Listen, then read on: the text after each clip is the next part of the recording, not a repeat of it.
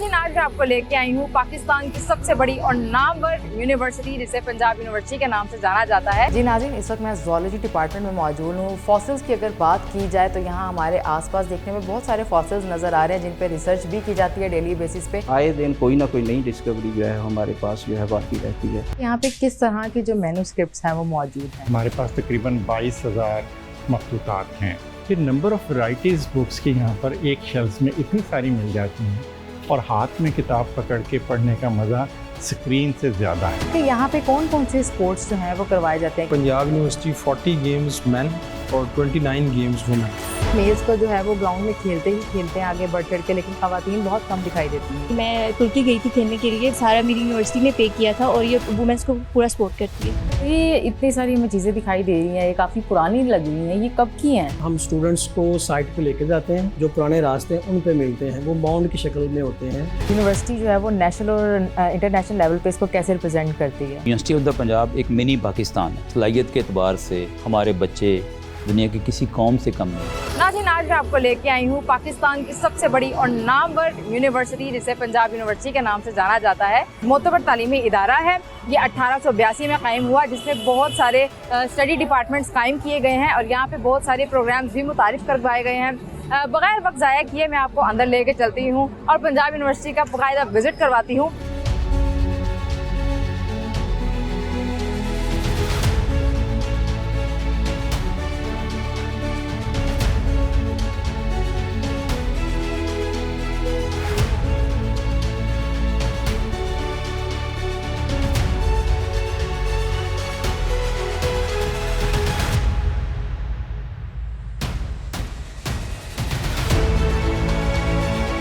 जी नाज़रीन, इस वक्त मैं ज़ूलॉजी डिपार्टमेंट में मौजूद हूँ। फॉसिल्स की अगर बात की जाए तो यहाँ हमारे आसपास देखने में बहुत सारे फॉसिल्स नज़र आ रहे हैं जिन पे रिसर्च भी की जाती है डेली बेसिस पे।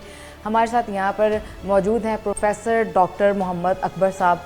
सर बताइएगा कि मेरे आसपास बहुत सारे फॉसिल्स नज़र आ रहे हैं, तो इन पर कैसे रिसर्च की जाती है? जी, फॉसिल्स के हवाले से अगर हम देखें तो पाकिस्तान में इस वक्त जब हम पोठहार का इलाका जो है उसकी बात करें तो ये आलमोस्ट 18 मिलियन ईयर्स बैक हम जाते हैं। 18 मिलियन ईयर्स बैक में ये इस तरह था कि जो हमारे पोठहार के इलाके हैं वो हाइपोथेटिकली इसको हम ट्रंक रिवर के नाम पे बोलते हैं। अब ट्रंक रिवर का साइज़ इतना था जितना हमारे पास अब अगर आप इंडस और गंगा को मिला लेते हैं तो इतना साइज़ बनता था। तो जहाँ से जब हिमालय से बारिशें होती थी या ग्लेशियर जो है वो मेल्ट होते थे तो नीचे जितनी भी लाइफ थी, अब वो लाइफ नहीं है पाकिस्तान में, वो सारी वहाँ उनकी डेपोजिशन होती थी। वो फिर एक प्रोसेस होता है जिसको फॉसिलाइजेशन प्रोसेस कहते हैं, उसके तहत जो हमें फॉसिल जो है वो मिलते थे। अब अगर आप इसको थोड़ा सा व्यू करें, आपका कैमरा दिखाएगा कि एलिफेंट्स जो है, अब एलिफेंट्स पाकिस्तान में नहीं है, इसकी पूरी दुनिया में अगर देखें तो दो टाइप्स हैं, एक अफ्रीका में है और एक जो है हमारा इंडियन श्रीलंका जो इसमें है। लेकिन अगर आप बैक जाते हैं, जो जिस तरह मैं बता रहा हूँ कि 18 मिलियन ईयर से लेकर 0.6 मिलियन ईयर्स तक, तो हमारे पास इसकी 14 मुख्तलिफ़ नस्लें मिलती हैं। जितने भी अगर आप इधर देखें तो इसको आप कैटेगोरिकली शुरू करेंगे कि एलिफेंट्स का जो हमने सारा डिस्प्ले किया हुआ है। उसके बाद अगर आप आगे आएंगे तो ये हार्सेज़ हैं। अब हार्सेज़ में बड़ी यूनिक नस्ल है। आप इंटरेस्टिंगली मैं आपको बताऊंगा कि ये आपके ये साइड पे जो मिल रहे हैं ये 3 टोड हार्सेज़ हैं। अब रिसेंट टाइप जो है उसमें सिंगल टो है, हार्स जो आजकल है वो सिंगल टो है, तो ये 3 टो है।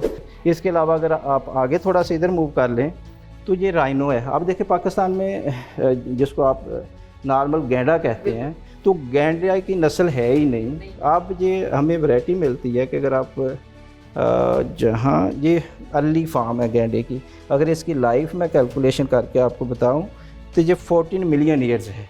अब 14 मिलियन ईयर्स से लेके रिसेंट मीन 0.6 मिलियन ईयर्स तक हमें जो मुख्तलिफ़ टाइप्स हैं वो इनकी राइनो की जो है वो हमें मिल जाएंगी। अगर आप थोड़ा सा आगे मूव करें तो ये हिप्पोपोटामस, जिस तरह मैंने बात की कि मोस्टली हमारे पास हिप्पोपोटामस के सैम्पल्स हैं और जहाँ ये बड़ी प्रोमिनेंट है। आप इसमें देखें कि टोटल हमारे पास 3 मोलर्स हैं, लेकिन एवोल्यूशनरी पॉइंट ऑफ व्यू से जितने इंपॉर्टेंट हैं कि जब हूव्स मैमल्स की एवोल्यूशन स्टार्ट होती है तो वहाँ ये एनिमल जो है इसी हमारे पोठहार के इलाके में जो है मिलते हैं। अच्छा सर, ये बताइएगा कि ये इतने सारे फॉसिल्स रखे हुए हैं, इनको आप प्रिजर्व कैसे करते हैं? क्या कोई ख़ास केमिकल लगाया जाता है इनके ऊपर कि ये ख़राब ना हो? अच्छा, ये बड़ा इंटरेस्टिंग है क्योंकि फॉसिल्स के हवाले से ह्यूमन इसको प्रिजर्व नहीं कर सकता, क्योंकि ह्यूमन अगर करेगा तो ये आर्टिफिशियल है। अब जहाँ नेचुरल प्रिजर्वेशन है, अब नेचुरल प्रिजर्वेशन आप देखें कि मिनिमम जो इसकी फॉसिल बनने की लाइफ है उसको हम 10,000 ईयर्स कहते हैं। 10,000 साल इन्होंने भाई वो सेडिमेंट्स में रहना है, रॉक्स में रहना है। 10 ईयर्स वहाँ एक प्रोसेस होगा जिसको हम पेट्रिफिकेशन कहते हैं। वहाँ क्या है कि आपका ऑर्गेनिक मैटर जो है वो रिमूव होगा और उसकी जगह एग्जैक्टली इनऑर्गेनिक मैटर जो है वो डिपॉजिट होगा। सर, अपने डिपार्टमेंट के हवाले से आप लोगों को क्या मैसेज देना चाहेंगे? जो फॉसिल्स वगैरह आपने रखे हुए हैं, इनके हवाले से लोगों में इतनी आगाही नहीं है।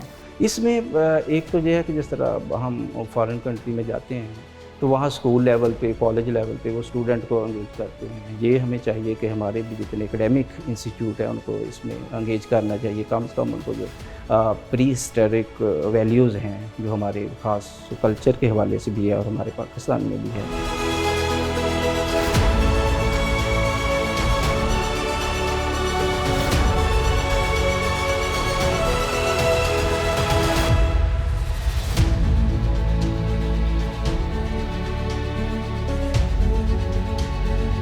जी नाज़रीन, इस वक्त मैं पंजाब यूनिवर्सिटी की लाइब्रेरी में मौजूद हूँ, जहाँ पर बहुत सारी किताबों के साथ साथ पुरानी मैन्युस्क्रिप्ट्स भी मौजूद हैं। मेरे साथ बात करने के लिए मौजूद हैं चीफ लाइब्रेरियन डॉक्टर हारून उस्मान साहब। सर, कैसे हैं आप? सर, ये बताइएगा कि यहाँ पे बहुत सारी किताबें हमें देखने में नज़र आ रही हैं, बहुत सारे स्टूडेंट्स भी हैं, तो स्टूडेंट्स की इंगेजमेंट आप कैसे करते हैं लाइब्रेरी के अंदर? क्योंकि आजकल बहुत सारे जो बच्चे हैं वो टेक्नोलॉजी के ज़्यादा इस्तेमाल करते हैं।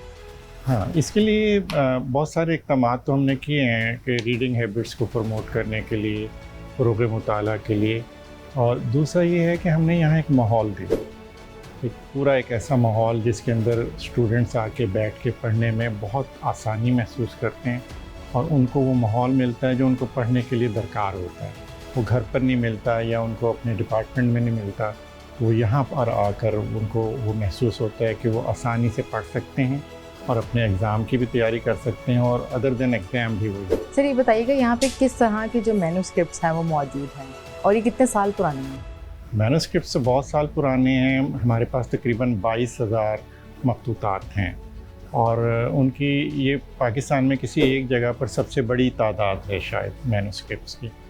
और कदीम तरीन तकरीबन 1020 साल पुराना हमारे पास इब्न सीना का उनका कंटेम्प्रेरी अल-क़ानून, जो अल-क़ानून फ़ी तिब मेडिकल साइंसेस की किताब है, वो हाथ की लिखी हुई हमारे पास मौजूद है। और उसके अलावा 9,000 मैन्युस्क्रिप्ट्स हमारे पास हैं जो संस्कृत में हैं या सदर्न इंडियन लैंग्वेजेस में हैं। उनमें से 4,000 पाम के पत्तों पर। ठीक है सर, ये बताइएगा कि लाइब्रेरी में वक्त के साथ साथ किस तरह से जिद्दत लाई जाती है?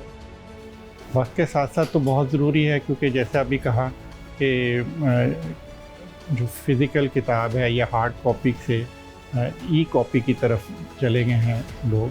किताब जिस भी फॉर्मेट में हो, लेकिन उसकी अगर एक्सेसिबिलिटी बनाएंगे तो स्टूडेंट्स या पढ़ने वाला या कारी जो है ना, उसके लिए आसानी पैदा करे। तो हमारे पास हार्ड कॉपीज़ तो हैं और वो तकरीबन 6 लाख से ज़ायद का हमारा कलेक्शन है यहाँ पर। लेकिन उसके साथ साथ 1.5-2 लाख से ज़्यादा हमारे पास इस वक्त ई बुक्स भी मौजूद हैं, तो हम साथ साथ उसके अंदर ऐड कर रहे हैं। सर, आप अपने तौर पे किस तरह से बच्चों को एक्सप्लेन करेंगे लाइब्रेरीज़ के जो फ़ायदे हैं, क्योंकि लोग जो है वो टेक्नोलॉजी को ज़्यादा यूज़ करना पसंद करते हैं। लाइब्रेरी जो है ना, वो महज किताबों का कब्रिस्तान या किताबों के ज़ख़ीरे का नाम नहीं है। लाइब्रेरी एक पूरे माहौल का नाम है।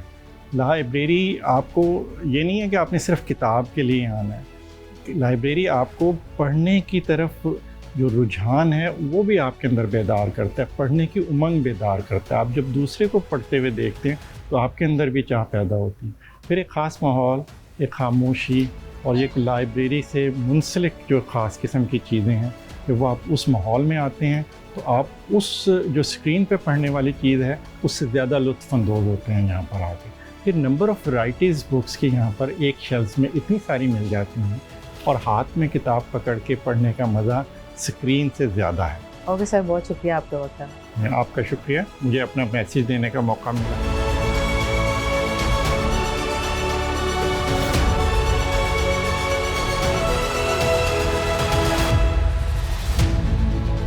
जी नाज़रीन, इस वक्त मैं पंजाब यूनिवर्सिटी के स्पोर्ट्स जिम्नेजियम में मौजूद हूँ। मेरे साथ मौजूद हैं डायरेक्टर स्पोर्ट्स ज़ुबैर भट्ट साहब। सर, कैसे हैं आप? ठीक ठाक। सर ये बताइएगा कि यहाँ पे कौन कौन से स्पोर्ट्स जो हैं वो करवाए जाते हैं, किस तरह की एक्टिविटीज़ परफॉर्म करते हैं स्टूडेंट्स? यहाँ पर पंजाब यूनिवर्सिटी में तकरीबन HEC एक शेड्यूल एनुअल जो है ना वो अपना सर्कुलेट करती हैं, जिसमें पंजाब यूनिवर्सिटी 40 गेम्स मैन और 29 गेम्स वुमेन को पार्टिसिपेट करती हैं। तो सारी हमारी ये जो ऑलमोस्ट 69 गेम्स बनती हैं, हमारी पार्टिसिपेशन ऑल वुमेन और ऑल मैन के अंदर हमारी पार्टिसिपेशन। ठीक है सर, तो टोटल अभी जो है मुख्तलिफ गेम्स के अंदर वो कितनी खवातीन जो है वो पार्टिसिपेट कर लेती हैं ऑलमोस्ट? देखिए 29 की 29 ही गेम्स में पार्टिसिपेशन होती है और हर गेम की जो भी अपना स्किल है उसके मुताबिक वो लड़कियाँ परफॉर्म करती हैं। ओवरऑल लड़कियाँ भी हैं। इस तरह हमारी ऑलमोस्ट लड़कियों की तरफ से और लड़कों को मिला के हमारे एनुअली जो एडमिशन्स होते हैं वो तकरीबन राउंड अबाउट 200 एडमिशन्स हमारे होते हैं, जिसमें वुमेन और मैन दोनों। ठीक है सर, यहाँ से इनको सीखने के बाद जो है वो आगे इंटरनेशनल लेवल पर भी मौके दिए जाते हैं? जी, हमारा जो all over Pakistan national games होती हैं, हमारा प्लेटफॉर्म जो है पंजाब यूनिवर्सिटी का ऑल पाकिस्तान यूनिवर्सिटीज़ जो होती हैं उसके अंदर से एक टीम बनती है जो नेशनल में पार्टिसिपेट करती है। ठीक है सर, ये बताइएगा कि स्पोर्ट्स के बलबूते पर जो है वो यहाँ पर स्कॉलरशिप भी फ्राहम की जाती है? जी बिल्कुल, पंजाब यूनिवर्सिटी का पैकेज है कि Punjab university free education, free degree, free hostel और फर्स्ट सेकंड थर्ड के ऊपर हमारा स्कॉलरशिप है, जो कि 50,000 और 30,000 और 18,000।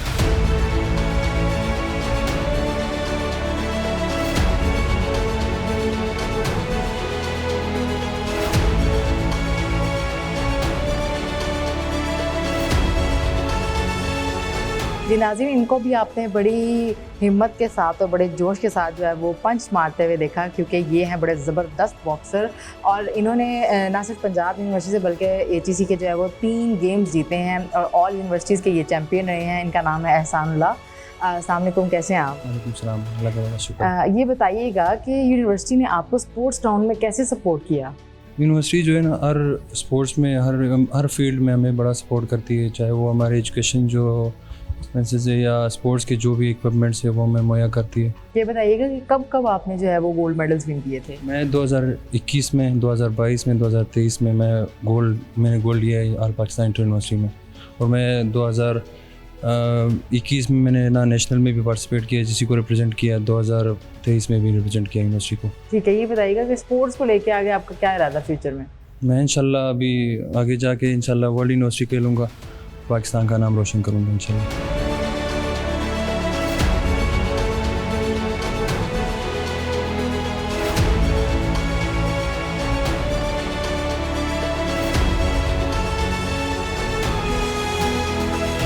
जी नाज़रीन, इस वक्त मैं पंजाब यूनिवर्सिटी के स्पोर्ट्स जिम्नेजियम में मौजूद हूँ, जहाँ पर मैंने बहुत ज़्यादा खेलने की कोशिश तो की, लेकिन वो कोशिश जो है वो बेकार हो गई और मैं हार गई। और मेरे साथ यहाँ पे जो है वो चैम्पियन मौजूद हैं। अच्छा, ये बताइएगा आपने जो है वो कभी नेशनल लेवल पे खेला? जी जी बिल्कुल, नेशनल लेवल से मैं 2 साल से खेल रही हूँ नेशनल लेवल। ठीक है, तो कभी गोल्ड मेडल या सिल्वर मेडल लिए? जी जी बिल्कुल, नेशनल लेवल पर तो खैर नहीं, लेकिन ऑल पाकिस्तान यूनिवर्सिटीज़ जो है उस पर हम लोग अल्हम्दुलिल्लाह गोल्ड मेडल है हमारा 3 साल से।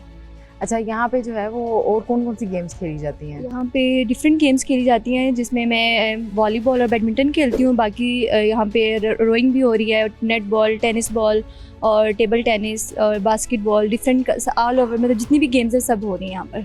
अच्छा, पंजाब यूनिवर्सिटी जो है वो किस तरह ख़वातीन को भी आगे मौके फराहम करिए, क्योंकि मेल्स तो जो है वो ग्राउंड में खेलते हैं आगे बढ़ चढ़ के, लेकिन ख़वातीन बहुत कम दिखाई देती हैं।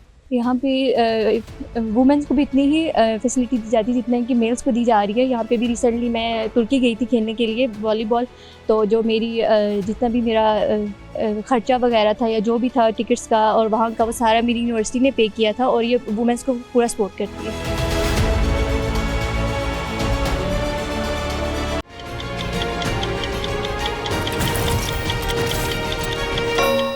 मिनट्स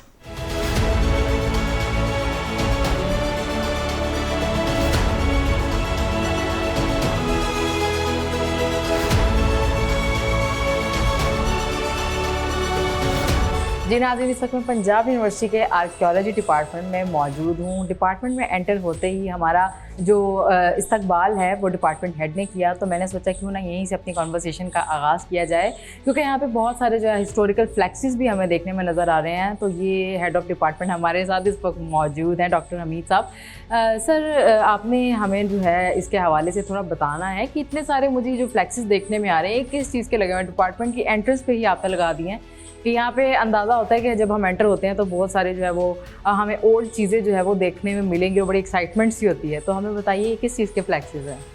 असल में जो हमारा सब्जेक्ट है जिसका नाम आर्कियोलॉजी है, इसका जो बेसिक आप कह लें कि रिसर्च का फील्ड है वो इंसानों की तारीख़ के बारे में जानना है, और उन इंसानों की तारीख़ के बारे में जो हज़ारों साल पहले यहाँ से जा चुके हैं। ठीक है सर, तो हमें अभी थोड़ा सा बताइएगा कि ये जो आपने यहाँ पे हमें नज़र आ रहा है एक आर्कियोलॉजी साइट्स ऑफ पाकिस्तान, तो ये जो भी आपने लगाए हुए हैं, ये आगे भी हमें फ्लैक्सेस नज़र आ रहे हैं, ऊपर भी बहुत सारे फ्लैक्सेस हैं, यहाँ पे आगे हिस्टोरिकल फ्लैक्सेस भी काफ़ी सारे हैं, तो हमें इसके हवाले से थोड़ा सा एक्सप्लेन कीजिएगा। असल में हम जो फ्लैक्स हमने पीछे छोड़ी है उसमें ये है कि कुरान पाक में कहा गया है कि इंसानों को बाकायदा मैसेज दिया गया है कि ज़मीन में सैर व सियाहत करके देखो और उन लोगों के बारे में पता करो जिनको हमने आपसे पहले तबाह कर दिया है। यहाँ पर आप देख रहे हैं कि हमने इजिप्शियन की जो माइथोलॉजी है उसको डिपिक्ट किया गया है कि उनका रिलीजन कैसा था, उनके गॉड्स कैसे थे और उनके गॉड्स की हायरार्की क्या थी, बड़ा गॉड कौन था, छोटा गॉड जो है, और उनके फंक्शन क्या क्या हैं। तो हमने अपनी इस जो डिपार्टमेंट की वॉल है इसको 3 हिस्सों में डिवाइड किया है। एक हमने टाइमलाइन लगाई है सिविलाइजेशंस की, एक हमने पर्सनैलिटीज़ के बारे में बताया है जो हमारे इस एरिए में पर्सनैलिटीज़ रही।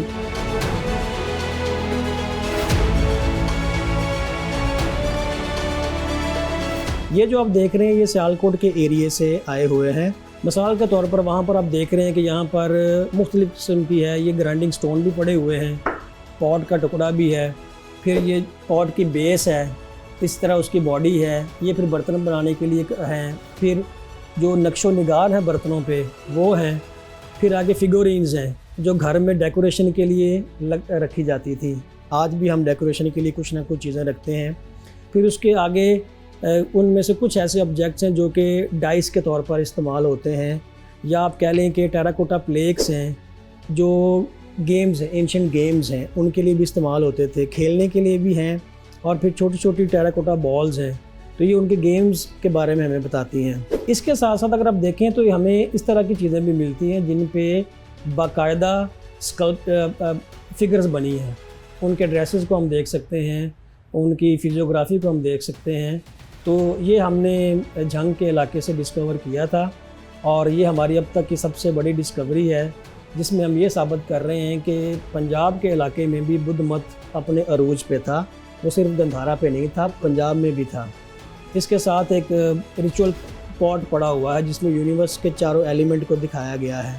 ठीक है सर, इन फ्यूचर जो है आपकी क्या प्लान्स हैं आर्कियोलॉजी को लेके, किस तरह इसमें जिद्दत आएगी? फ्यूचर में हम बहुत सारी फॉरेन यूनिवर्सिटीज़ के साथ कोलैबोरेट कर रहे हैं, जिसमें यूके की यूनिवर्सिटीज़ हैं, इसके अलावा यूरोप की यूनिवर्सिटीज़ हैं, अमेरिकन यूनिवर्सिटीज़ हैं, और उसके साथ साथ चाइनीज़ यूनिवर्सिटीज़ हैं। असल में वो लोग हेरिटेज के साथ बहुत लिंक हैं। हम तो अपनी तारीख से टूट गए हैं, जिसकी वजह से हम अपने आइडेंटिटी क्राइसिस में चले गए हैं। हमारी तारीख हमारे इर्द गिर्द ही है। अब वो लोग हमारी तारीख में ज़्यादा दिलचस्पी लेते हैं और उसको समझने की कोशिश करते हैं। हम फिर उनकी टेक्नोलॉजी इस्तेमाल करते हुए उनके साथ कोलैबोरेट कर रहे हैं ताकि हम अपनी तारीख को अपने अल्फाज में लिख सकें। और मैं समझता हूँ कि जब ये ज़मीन मेरी है और जब ये तारीख़ मेरी है, जब ये कल्चर मेरा है, तो ये मेरा फ़ख्र है। बिल्कुल। और मुझे ही हक़ हासिल है कि मैं इसकी तशरीह करूँ।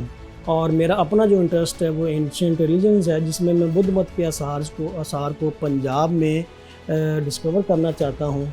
और वो जो रिलीजियस टूरिज़म का चैप्टर पाकिस्तान में शुरू हुआ है उसको पंजाब में लाना चाहता हूँ, जिससे ना सिर्फ टूरिज़म डेवलप होगा बल्कि मईशत को भी जो है वो खातिर का फ़ायदा हासिल हो सकता है। थैंक यू सर, बहुत शुक्रिया। थैंक यू, आपका बहुत शुक्रिया।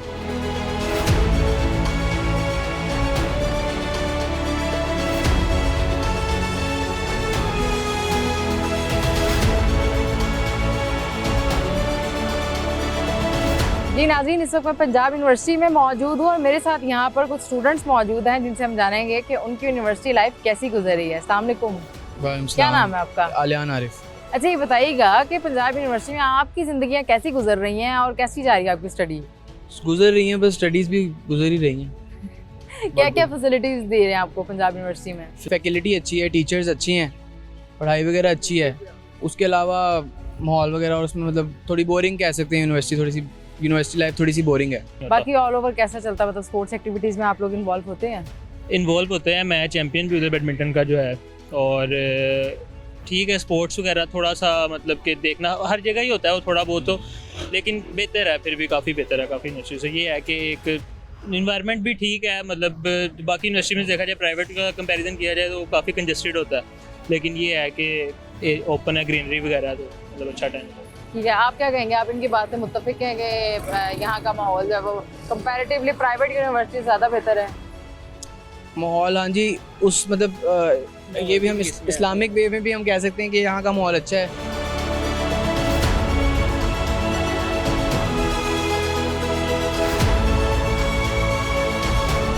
जी नाज़रीन, यहाँ पे हमारे साथ जो है वो कुछ ख़वातीन स्टूडेंट्स मौजूद हैं। हम उनसे जानते हैं कि यूनिवर्सिटी के हवाले से वो कितना जो है वो मुतमईन है, और स्टडी के हवाले से हम उनसे वो जानते हैं। अस्सलाम वालेकुम, कैसी हैं आप? मैं ठीक हूँ, आप कैसी ये हैं? बताइएगा कि कैसी जा रही है आगे पंजाब यूनिवर्सिटी में स्टडी, और वुमेन एम्पावरमेंट के हवाले से आप स्पेशली क्या कहेंगी? यूनिवर्सिटी अच्छी जा रही है, क्योंकि मैं 4th सेमेस्टर हूँ, तो मुझे मैक्सिमम 2 years हो गए हैं इधर। तो स्टडी हर इंसान की एक बेसिक नेसेसिटी है, उसको पढ़ना चाहिए, स्पेशली वुमेन्स को। क्योंकि वो आगे आने वाले रोल्स हैं, वो रोल मदर्स बनेंगी, उनको अपने बच्चों को बताने कि किस तरह क्या होना चाहिए, उनका एक्सपोजर ज़्यादा होना चाहिए। अच्छा, ये बताइएगा कि हमारे जो यहाँ पे कुछ लड़कियाँ ऐसी होती हैं कि उनको बेचारी को जाने नहीं दिया जाता, घर में बंद कर देते हैं कि आप प्राइवेट स्टडी करें, तो आपको क्या लगता है, क्या ये ठीक है? नहीं, आई डोंट थिंक सो, क्योंकि उनको पता ही नहीं चलेगा कि आगे दुनिया कैसी है, वो किस तरह लोगों को फेस करेंगी। आपको आपके टाइम का नहीं पता, आपके ऊपर कभी भी किसी भी किस्म का हालात को आपको फेस करना पड़ेगा। तो I don't think so. Parents को इतना होना चाहिए कि कॉन्फिडेंस, और उनको अपनी बच्चियों पे इतना ट्रस्ट होना चाहिए कि उनको बाहर भेजें। खाली बेटे ही नहीं पाए जा सकती, बेटियाँ भी जा सकती हैं, एंड वो बल्कि आई गेस आजकल की जनरेशन में लड़कियाँ ज़्यादा काम है लड़कों से। किस हद तक लगता है आपको कि यूनिवर्सिटी आपको एंटरप्रेन्योरशिप के जो है वो मौके फराहम करती है? काफ़ी ज़्यादा। देखिए, डिपेंड करता है आपकी यूनिवर्सिटी पर, आपके प्रोफेसर्स पे। मेरे professors they are very nice. वो हम लोगों को डिफरेंट इंटर्नशिप्स का भी बता रहे हैं, आपको बता रहे हैं कि किस इंडस्ट्री में कितना है। बल्कि इनफैक्ट हम लोग जो नई इंडस्ट्री विजिट करने जा रहे हैं वो तो सारी है ही वुमेन के लिए, और जहाँ पर फीमेल वर्कर्स हैं, मेल वर्कर्स उधर हैं ही नहीं।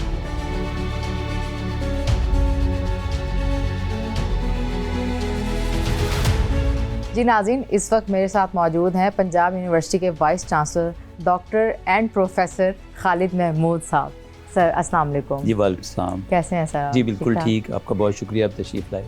सर ये बताइएगा कि पंजाब यूनिवर्सिटी को आप कैसे देखते हैं, क्या विजन है आपका इसके लिए? देखें, पंजाब यूनिवर्सिटी को हम इस नज़र से देखते हैं कि पंजाब यूनिवर्सिटी इस खित्ते की एक कदीम तरीन यूनिवर्सिटी भी है और सबसे बड़ी यूनिवर्सिटी भी है, और हम ये समझते हैं कि इस मुल्क में जितनी भी यूनिवर्सिटियाँ हैं उन सब की ये मदर यूनिवर्सिटी है।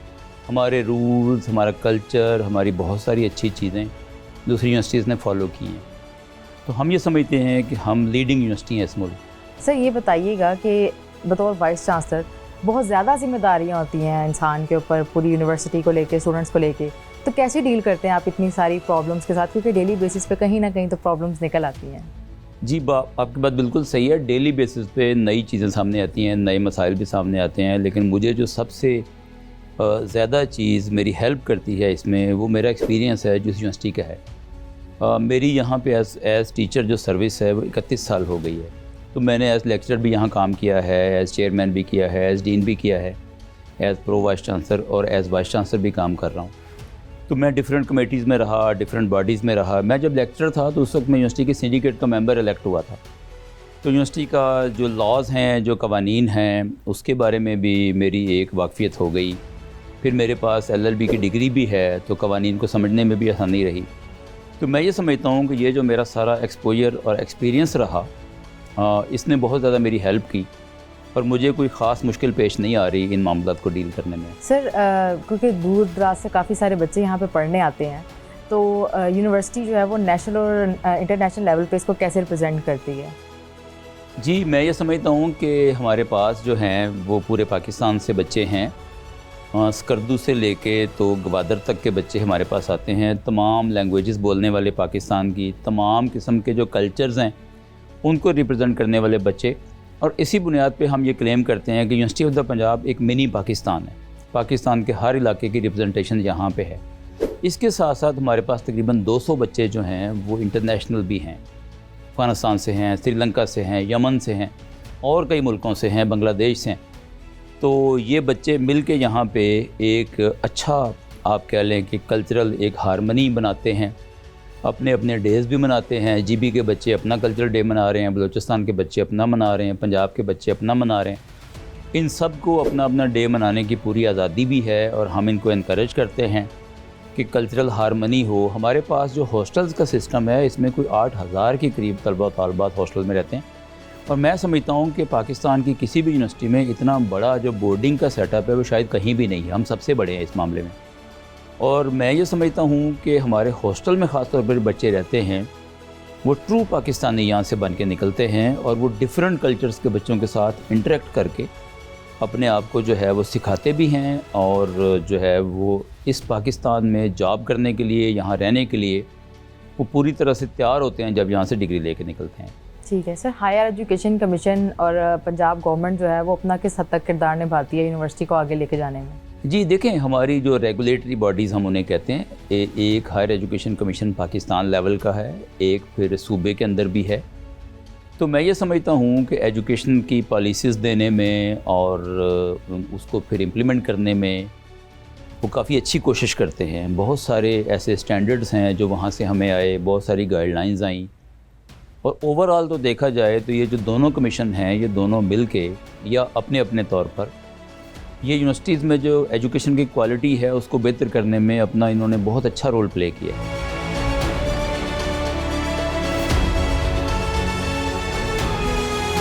वजह से रुक भी जाते हैं। दूसरा जो मुझे फील होता है एज वाइस चांसलर वो ये होता है कि एक पब्लिक सेक्टर ऑर्गेनाइजेशन है हमारे जैसे मुल्क में ना। पब्लिक सेक्टर ऑर्गेनाइजेशन में इस वजह से बहुत सारे मसाइल होते हैं कि ये पब्लिक सेक्टर है, कोई काम नहीं कर रहा तो उसके ख़िलाफ़ कार्रवाई करते हुए ज़ाहिर है आपको बड़ा मुश्किल होगा।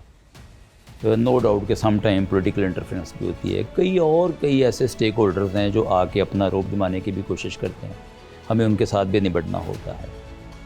और पब्लिक सेक्टर में होने की वजह से सम टाइम हमें करप्शन को भी देखना होता है, कहीं नहीं हो रही, या कुछ और चीज़ों को भी देखना होता है। तो पब्लिक सेक्टर की ऑर्गेनाइजेशन होना जो है ये बहुत बड़ा चैलेंज है। और तीसरा चैलेंज मैं समझता हूँ उसका ताल्लुक फिर पैसे और पब्लिक सेक्टर से है, वो है क्वालिटी ऑफ एजुकेशन। मुझे बहुत ज़्यादा फील होता है कि हम क्वालिटी को बेहतर कर सकते हैं, लेकिन किसी न किसी वजह से रुकावट आती है, हम नहीं बेहतर कर पाते सम टाइम। वक्त के साथ साथ तो बेहतर कर रहे हैं, लेकिन मेरी ज़ाती ख्वाहिश ये एज़ वाइस चांसलर कि हम ज़्यादा तेज़ी के साथ क्वालिटी करें और हमारा जो बच्चा यहाँ से 4 साल या 2 साल पढ़ के जाता है वो ज़्यादा अच्छे तरीके से काम सीखे इसकी निस्बत के जैसे वो अब सीख रहा है। तो 3 मैंने बातें बताई हैं, बजटरी कंस्ट्रेंट्स, उसके बाद पब्लिक सेक्टर में हमारा होना, और तीसरा मैंने बोला है कि क्वालिटी को हम तेज़ी से इम्प्रूव करना चाहते हैं जिसमें हमें रुकावटें होती हैं। ठीक है सर, आप हमारे प्लेटफॉर्म के थ्रू पेरेंट्स को और बच्चों को एजुकेशन के हवाले से क्या मैसेज देना चाहेंगे? मैं पेरेंट्स को और बच्चों को ये कहना चाहता हूँ कि मैं पाकिस्तान के कई इलाकों में फिरा हूँ, खुद पंजाब यूनिवर्सिटी भी मिनी पाकिस्तान है। मैं दुनिया में भी गया हूँ, मैंने पाकिस्तानियों को काम करते हुए देखा है। सलाहियत के एतबार से हमारे बच्चे दुनिया की किसी कौम से कम नहीं है। बस ये है कि अगर इनके अंदर कमिटमेंट आ जाए, इनकी ट्रेनिंग अच्छी हो जाए, इनको हम स्किल सिखा दें किसी तरह से और ज़्यादा ज़िम्मेदार शहरी बन जाएं, तो मैं ये समझता हूँ कि पाकिस्तान को तरक्की करने से कोई नहीं रोक सकता और दुनिया की अक़वाम के अंदर हम ज़्यादा अच्छे तरीके से, ज़्यादा करेज के साथ और ज़्यादा कॉन्फिडेंस के साथ जी सकते हैं। प्रोफेसर खालिद महमूद साहब, बहुत शुक्रिया आपके वक्त का। जी, थैंक यू वेरी मच।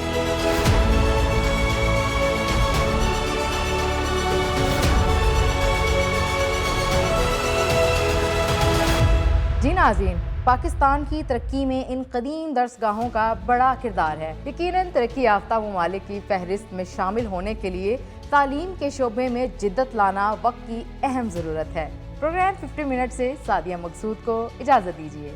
अल्लाह हाफिज़।